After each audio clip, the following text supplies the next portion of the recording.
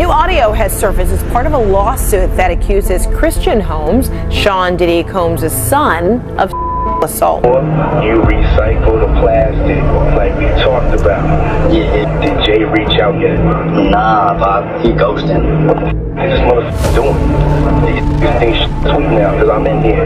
It's all good. You about to get out on bail. No. Hey, yo, check this out. Need you to reach out to the producer.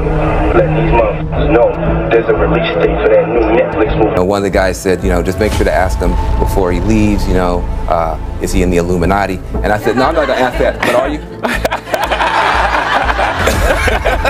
I'm in the new Illuminati. CNN recently released a leaked audio call that seems to confirm a connection between Jay-Z and Diddy. The call, along with a Cassie video that surfaced online, led Diddy to issue a public apology. Meanwhile, Jay-Z's team is suing Piers Morgan over an interview with Jaguar Wright. With all these developments, the question remains, will CNN be the next target in this unfolding situation? That's why we invited her on to be interviewed. The people making these claims have an audience with or without shows like mine. Well, Jaguar Wright unexpectedly made several serious allegations about Jay-Z and Beyonce during that interview. As I said in the moment, they were not present to respond or defend themselves, but now they have. Their lawyers contacted us to say that those claims were totally false and have no basis in fact, and we've therefore complied with the legal request to cut them from the original interview. Diddy has a history of suing news outlets over negative stories, even before the Cassie Hotel clip went viral. Now, CNN has leaked a phone call between him and Jay-Z, hinting they may have more explosive footage to release. Audio clips are usually secondary evidence in court, so a video could make a bigger impact. With Jay-Z's wealth and other major news dominating headlines, CNN might hold off until the new year for maximum attention. Meanwhile, Jaguar Wright is reigniting her feud with Jay-Z, adding to the drama. Now, Jay-Z has had relationships with many underage girls, and they consistently keep trying to pass that off. He was 14 and a half, going on 15, when he started sleeping with her. And I'm not saying allegedly, Sean. And you're lucky I signed the NDAs that I did. Otherwise, I would tell them about all the things that I did with you when I was underage. But I signed the paper and I took the money. Now, just so we're clear on this also, Jay-Z and Beyonce's attorney has said that your allegations are demonstrably false. Piers should have known better. I don't know better. I need to ask these questions, Jaguar. That's why I think it's frustrating we're not allowed to ask them and make it clear. Look, these are your opinions. The only things I can say about anything that Alex Spiro said regarding me is proven. You're right. This isn't the first time CNN has exposed Diddy's private phone calls. Just months before his arrest, a phone call between Diddy and his son, Christian, was leaked. This came amid a lawsuit filed against Christian by one of his former victims, and the leak only intensified the drama. It raised concerns about how much of Diddy's personal and professional life is being monitored and exposed to the public. Mother and son deny the allegations against them. CNN national correspondent Camila Bernal joining me live with details on this. Camila, what more are you learning? Hey, Fred. So in this audio that CNN has listened to, you can specifically hear the accuser who alleges that she was being forced to take this tequila shot that she believed was laced with. And in the audio, you can hear her asking Christian Combs if she was being.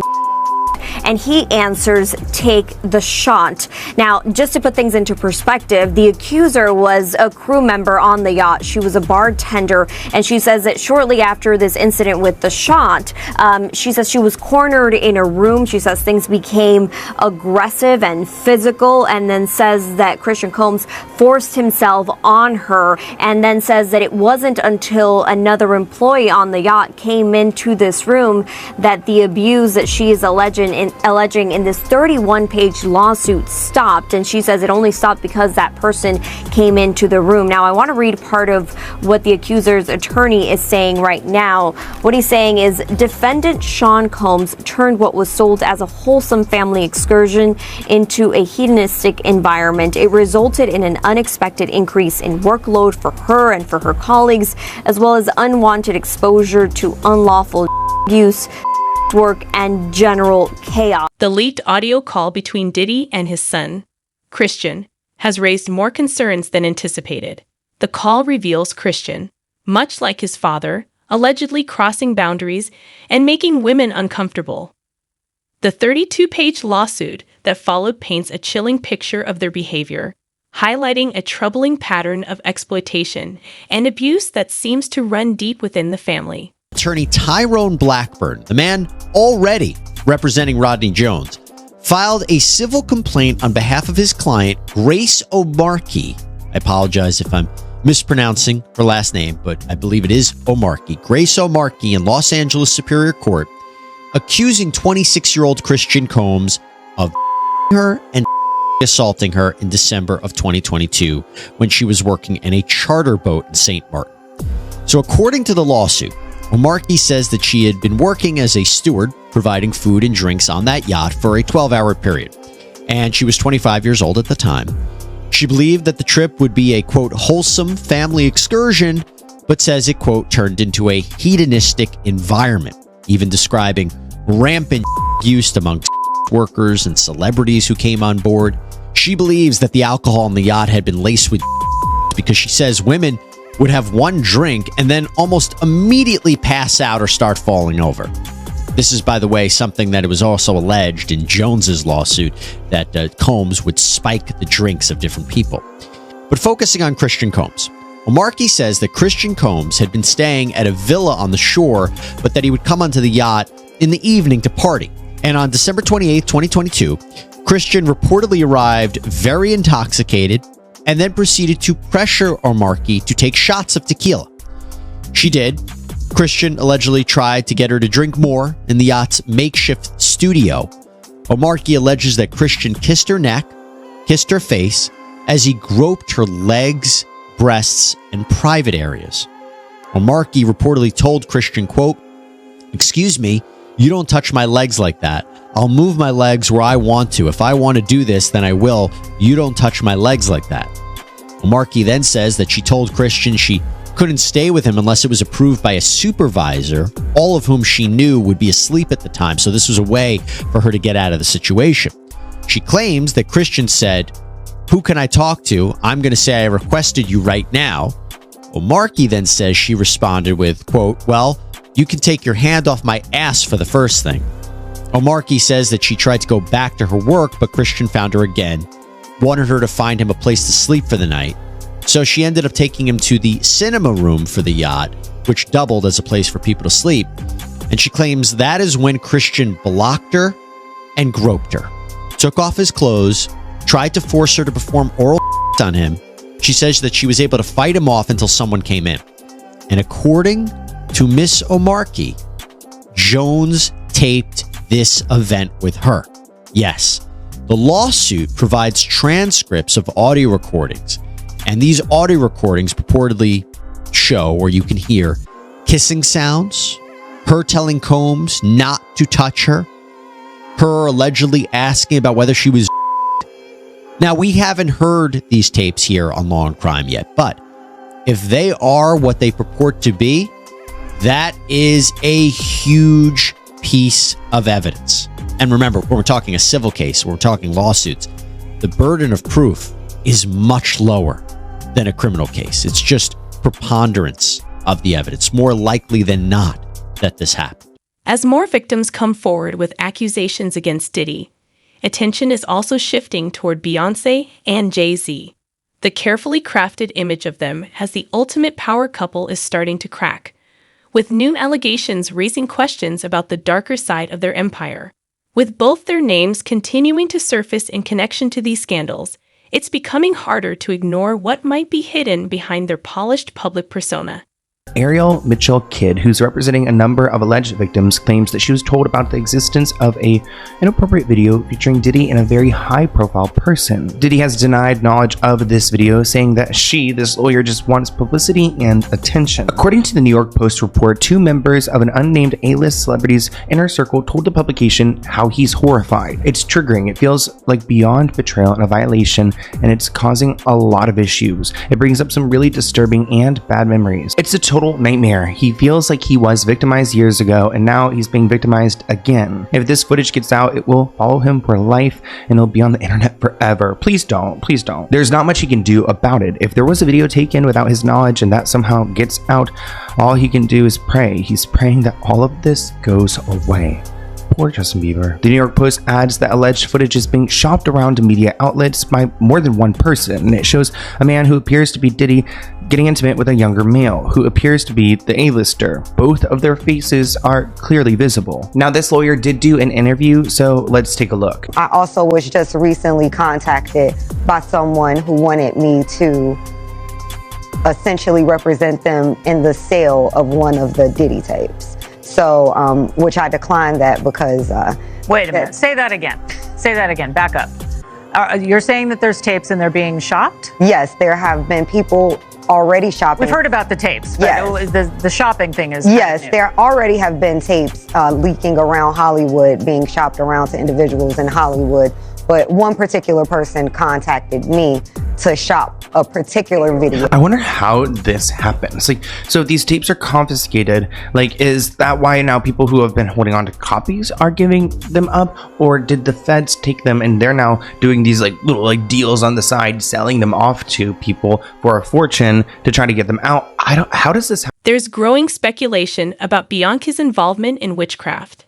A former drummer claimed years ago that Bianca practiced witchcraft and performed rituals, some involving sacrifices. These allegations have raised questions about what lies behind her polished public image. Beyonce. Did Queen Bee practice witchcraft on one of her musicians?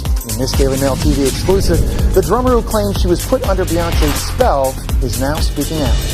The fact that people keep saying, I'm crazy? Hell!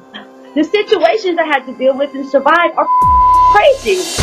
Kimberly Thompson says she is tormented from being put under manic spells by Beyonce. We're talking about other situations where changing into animals and jumping into other bodies and all kinds of really crazy stuff.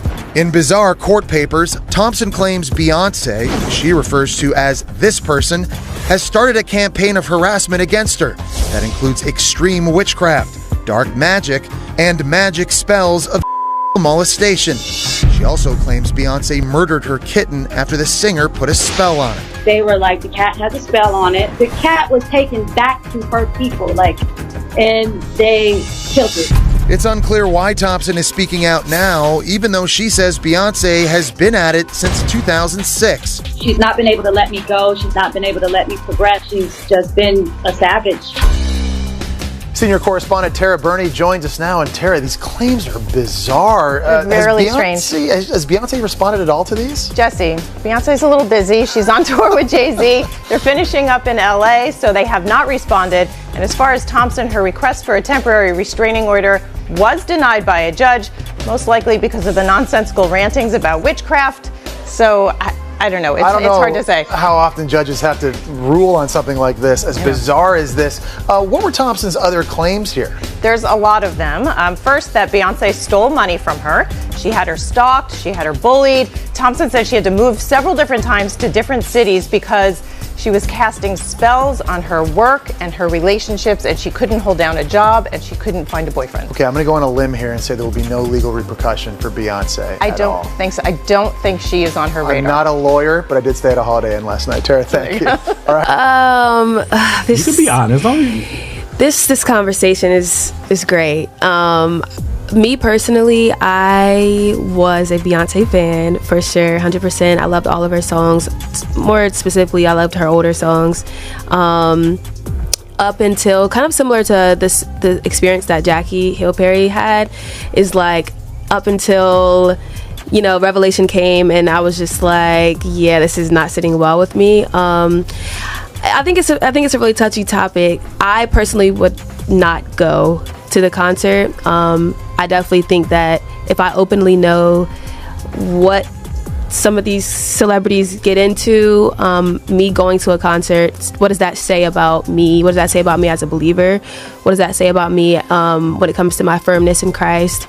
I think that I'm definitely all for Christians having fun and enjoying life and, you know, getting out there, but I also think that we have to guard our hearts and our minds as well. If we know someone is openly doing certain things, I think that we do have to also guard our hearts and our minds. And so, yeah, that's generally how I feel about it. But it can get tricky. I can't say that a person that goes to this concert does not have the Holy Ghost. I can't say that a person that goes to a Beyonce concert does not have the Holy Spirit. I don't think that's up to me to decide. I don't think that I have that right to speak on. I can't say that at all. But I will say, I guess it comes to what people are convicted about. Whatever that looks like, it's different for everyone. But I can say personally for me, who I used to be a diehard Beyonce fan, I definitely have had to like draw back from some of her music now and like really kind of, like I said earlier, just make boundaries with what I listen to when it comes to that. So the rumors surrounding Jay-Z continue to intensify, with some suggesting his ties to a real-life witch. These claims imply that he may be using occult practices to protect his secrets and maintain control over his empire, in contrast to Diddy, whose alleged misdeeds are being exposed more openly. If these speculations are true, it would suggest that Jay-Z's darker side remains hidden behind a carefully managed public image. Investigation into whether Beyonce is a witch, we still kind of came up empty-handed, which led us to another little piece of evidence. Boom. And that is the head Serbian BIC, Marina Abramovic. Abramovic. Now, this is not to be confused with another witch on this channel. Lima Yevremovic, I know the likelihood for confusion is uncanny, and Lima's mother's accent sounds uncannily similar. I'm talking, I could close my eyes, I wouldn't know who was talking. Please, this can go public. My email become public. That's interesting to me. Anyway, Marina Abramovic alleges to be a so-called performance artist. And honestly, she may very well be, but it ain't no performance I ever want to go to or see or be around or experience in any way for any reason. It looks depraved. I'll just leave it at that. I rebuke. Thus for entertainment, education purposes only. It's nasty. I hate watching her stuff. She's disgusting. She disgusts me. She is a grotesque and detestable individual. But anyway, so Marina has been prominently featured in at least one Jay-Z music video, and it is cringe and embarrassing AF. Like, I legit almost felt secondhand embarrassed for Jay-Z. Then I came to my senses, but poor thing, bless his heart, Marina is literally laughing right in his face. But that's not the only time he's been seen hanging out with her and, you know, their little crew that they hang out with. And I know y'all want me to do a whole entire video investigation on this lady, but I honestly cannot look at her face or hear her voice or look at her depraved and detestable and grotesque. I'm not calling it art. Sorry. Work product. I can't look at it for longer than a few minutes, so I don't know if I'm gonna be able to do a whole investigation on her. She's deplorable. Anyway, apparently she's like good friends with like Hillary Clinton. That's, I think, what I wanted to, how it's like confirmed that Hillary did actually go. No, you've been accused essentially of doing black magic in order to help Hillary Clinton. I mean, that's kind of where we are with this. Creating spirit cooking dinner with pig blood, basically. Right. Okay, this is how insanity of this election is. It's just incredible. So I have to just tell you, first of all, what is happening now. My email become public. I have to change my email. I have to change my telephone. My all credit cards are blocked. I can't take any money out. It's incredible because everything been hacked. So what happened is that I give context to the public. You know, I have by art institute called Abramovich Marina Institute for Long Duration Performance Art. So I've been raising the money through Kickstarter. Tony Podesta, who is the brother of John Podesta, who is Hillary Clinton's campaign manager. Exactly. He is my collector since more than 30 years of my work and friend. So he helped with donating some money to this institute, like many other people, 4,500 people to tell you. And then I had rewards, and some rewards is the dinner with me. So I invite 10 people for this dinner and call spirit cooking, because spirit cooking is my work since I do it since 90s, and it is actually poetry.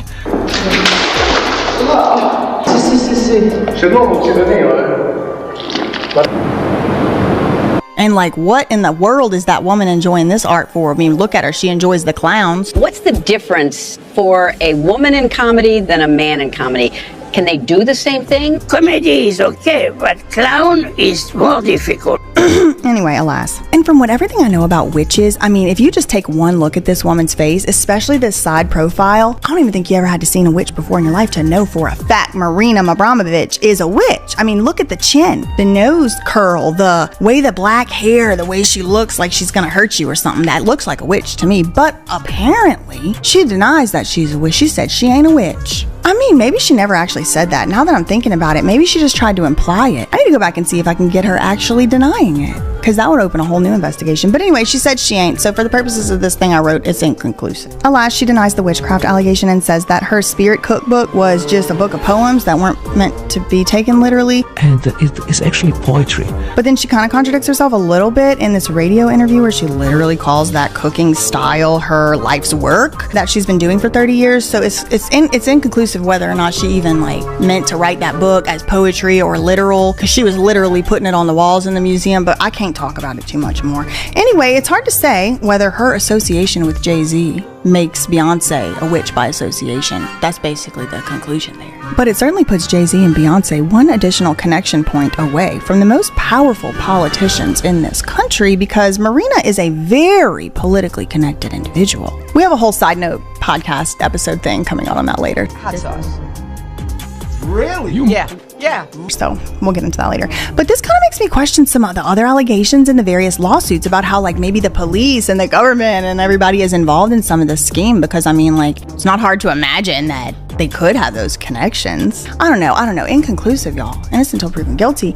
But I know what a lot of y'all are thinking. You're probably thinking something along the lines of this guy's comment, that these celebrities are victims of deranged and unhinged schizophrenic lunatics. The rumors surrounding Jay-Z and Beyonce have taken a darker turn, with some even alleging that they played a role in the tragic death of Aaliyah. The claim suggests that they orchestrated Aaliyah's boarding of the ill-fated plane that crashed in 2001 as she was rising in fame and overshadowing Beyonce. There's even talk of Aaliyah's uncle allegedly taking a bribe to ensure she boarded that flight.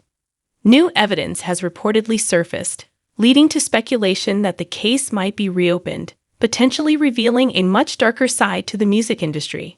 There is no doubt in my mind that Aaliyah was murdered by her own team. Why did Hype Williams move her music video shoot from Miami to the Bahamas, where she ultimately died from an accidental plane crash, which should have never been an accident in the first place, because Lenny Kravitz sent a private plane to Aaliyah, which Hype Williams took from her. And of course, her abusive uncle, Barry Hankerson, took no blame for this accident, because he went to the court and told them 4 days before they went to the Bahamas that if anyone were to get hurt, that he doesn't want to be held liable. He wants to take zero responsibility. So we've got a bunch of sketchy men who are organizing a music video shoot to take place in the Bahamas without valid transportation. The plane that Aaliyah died in wasn't even made for passengers. It was a cargo plane. The pilot was on cocaine and alcohol, and Aaliyah wasn't even conscious when she was brought onto the plane. So who is at fault here? Because Aaliyah deserves justice. So let's get into it. On August 25th, 2001, we lost Aaliyah in a plane crash, which was deemed an accident, but I believe that her death was a wrongful death, because this plane accident wasn't an accident at all. So Aaliyah was traveling, filming a music video when she passed away. This man, Hype Williams, actually moved the shoot to the Bahamas when they were already filming in Miami and using a green screen. Some people believe that this was a ploy to get Aaliyah traveling on her own, because she's usually with her brother or her mother while she's traveling to shoot, so they could get her to the Bahamas and avoid the additional family members. This man, Hype Williams, is also connected to another artist named Left Eye, who passed away in Honduras when they were on a trip together. So there's something going on with this Hype Williams fellow. But what I was really more tight about was that I had heard that Lenny Kravitz had offered her a jet, and then Hype had took the jet. So that's what really pissed me off about the situation when I heard about that. So you could ask Hype about that. That's what I said. Have you ever talked to Hype about it? Yeah. And how did that conversation go? Ask him. But I also am asking you. Yeah, but ask him. I feel like you had some things to say to him. So Aaliyah was working with a choreographer named Fatma, which I'm sorry if I mispronounce her name. I listened to about 5 different ways to pronounce this name, and it seems to be Fatma. So Fatma claims that Aaliyah got a phone call stating that Dame was in an accident, which prompted her to leave. At this point, she was dating this man, and she was probably concerned about her boyfriend, so she headed out. But after a warning that the plane was too heavy, she became extremely nervous and didn't want to get on the flight. People had claimed that she was and carried on. This is something we've talked about in a previous video, that Aaliyah was supposedly on some type of medication and just like brought onto the plane. Like she wasn't even conscious. Fatma also took a picture of Aaliyah sleeping on the boat, claiming that she looked peaceful and wanted to capture the moment. Fatma would stay behind, claiming that she wanted an extra day on the island, which she was lucky for that one because she ultimately saved her life. But did she know something that we didn't know? When Aaliyah was out in the Bahamas shooting her music video, Lenny Kravitz actually sent her a private plane, which is very generous. But Hype Williams, the man who moved the shoot out to the Bahamas, took this plane, which is really convenient for him. But it's pretty suspicious that Lenny ever sent this plane in the first place. And when it comes to the plane that Aaliyah took, why was it available for takeoff if it was too heavy? Who approved for it to leave the runway? And the pilot had cocaine and alcohol in his system and a suspended pilot's license. 2 weeks before the crash, Aaliyah's pilot, Luis Morales, had been on the wrong side of the law when he got arrested for possession of crack cocaine and got probation after a traffic stop on July 7th revealed traces of cocaine in his car. The autopsy further revealed traces of cocaine and alcohol. Shockingly, this pilot was not certified to fly the ill-fated plane. Why was he allowed to fly the plane? It seems like everything that could have gone wrong was going wrong, and there was no regulation. It makes you question who's the person who organized this entire thing, which is Hype. Jay-Z and Beyonce are reportedly going to great lengths to hide their connections to Diddy, including paying millions in hush money and reportedly buying up tapes from his infamous parties. But the real bombshell could lie in the mysterious death of Kathy White, a woman rumored to have been Jay-Z's mistress, who died under suspicious circumstances in 2011. Could her death be the key to uncovering their dark past? Only time will reveal the truth. Also would include Beyonce, his wife. The rumors of Jay-Z having a longtime mistress while being married to Beyonce are coming back to the surface with all the heat that has been on P. Diddy and those associated with him. Let's dive into this situation. Let's talk about the rumors, the speculation, all while keeping in mind that this is a real woman who we're talking about. She's not a character in a plot. She's a real woman who tragically lost her life at a very young age. And let's just make sure that we're being very respectful as we dive into this conversation. Back in August of 2010, a bombshell article was published in which 41-year-old Jay-Z was accused of having an affair with a 28-year-old woman named Kathy White. Kathy White is described by her peers as being very business savvy, very intelligent, extremely kind, and extremely well educated. Kathy was on track to have a very bright and very successful future. Kathy was a graduate of Howard University. She was a model, and Kathy created her own business, which was a PR consulting firm called White Label PR. Because of the work that Kathy did in public relations, she was often rubbing shoulders with A-listers, rappers, and celebrities. The article that was published in 2010 included details of a wild night out in Las Vegas with Jay-Z, P. Diddy, Kathy White, and a model named Claudia Jordan. Their evening was said to be filled with gambling, clubbing, drinking, and a lot of PDA. We know Beyonce and Jay-Z had been married since 2008, but Beyonce was nowhere to be seen at this evening out.